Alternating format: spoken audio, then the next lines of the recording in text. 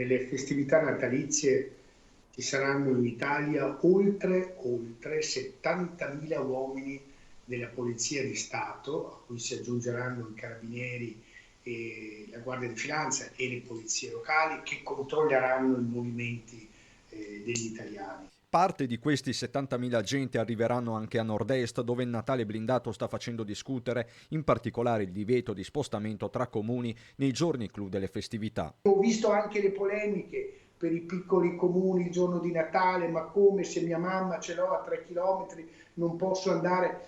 Ho capito.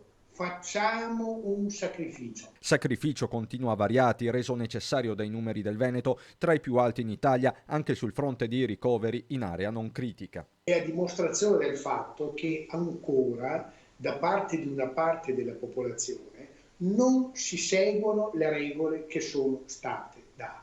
Anche per questo non bisogna dare per scontata, così come ribadito più volte dallo stesso Zaia, la permanenza in fascia gialla. Siamo in zona gialla, ma siamo sul filo. Una questione, quella del Natale, che è sì di ordine pubblico, ma anche affettiva. Variati lo sa bene e mette in guardia con un esempio molto concreto. Tu vai a trovare tuo padre o tua madre e ti verrebbe voglia magari di farle una carezza, e se quella carezza gliela fai, il che è drammatico quello che sto dicendo, perché la carezza fa parte del nostro modo, no? di essere donne, uomini, della nostra umanità, eppure quella carezza potrebbe essere micidiale.